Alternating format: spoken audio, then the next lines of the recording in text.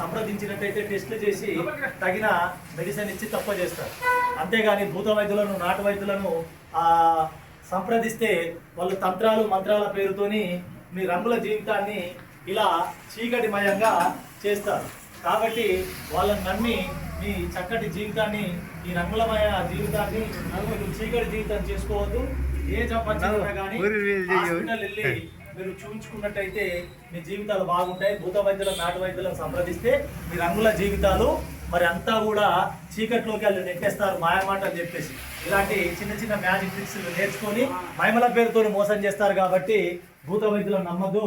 ఏ జబ్బులు చేసినా హాస్పిటల్ వెళ్ళి మీరు డాక్టర్ని సంప్రదించినట్టయితే తగిన టెస్టులు చేసి మీకు చక్కగా వైద్యం అందిస్తారు.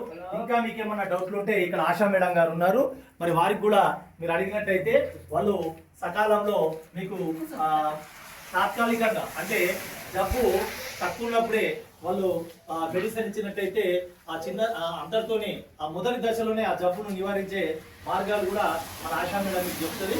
మీకు ఏదున్నా మన ఆశా మేడం కానీ మన విలేజ్కి సంబంధించిన ఏఎన్ఎం మేడం కానీ సంప్రదించి ఏ జబ్బులు చేసిన హాస్పిటల్కి వెళ్ళాలని మీ అందరికీ తెలియజేస్తూ, ఈ తెలుసుకున్న విషయాలన్నింటినీ కూడా మీరు తెలియని వాళ్ళకు, మీ తోటి కుటుంబ సభ్యులకు కానీ మీ మిత్రులకు కానీ ఊరి పెద్దలకు కానీ అందరికీ చెప్పి మీరు అందరికీ చైతన్యవంతులే పాడి పంటలు పిల్ల పాపలతో ఆరోగ్యంగా ఉండాలని మీ అందరికీ తెలియజేస్తూ, మీరందరూ కూడా పాడి పంటలు పిల్ల పాపలతోని రాంపూర్ ప్రజలందరూ కూడా చల్లగా నూరేళ్లు ఉండాలన్న ఉద్దేశంతోనే మన జిల్లా కలెక్టర్ గారు పౌర సంబంధాల శాఖ అధికారి గారి ఆధ్వర్యంలో తెలంగాణ సాంస్కృతిక సారథి కళాకారులచే చక్కటి మ్యాజిక్ షోలు, మూఢనమ్మకాల నిర్మూలన పైన, అదేవిధంగా మరి ఇంకా చక్కటి ఆరోగ్యమైన పాటలు మరి ఇవన్నీ ఉంటాయి. కాబట్టి ఇవన్నీ కూడా తిలకించాలి. తెలుసుకున్న మీరందరూ కూడా తెలియని వాళ్ళకి తెలియజేసి మీ కుటుంబ సభ్యులకు మిత్రులకు మీరందరూ కూడా పాడి పంటల పిల్ల పాపలతోని నిండు నూరేళ్లు చల్లగా వర్ధిల్లాలని కోరుకుంటూ, మరి ఇంకా మా సారథి కళాకారులచే మంచి పాటలు ఉంటాయి, అవన్నీ మీరు విని మరి మీరు అందరూ చైతన్యవంతులై ఆరోగ్యంగా ఉండాలని కోరుకుంటూ సెలవు తీసుకుంటున్నాను.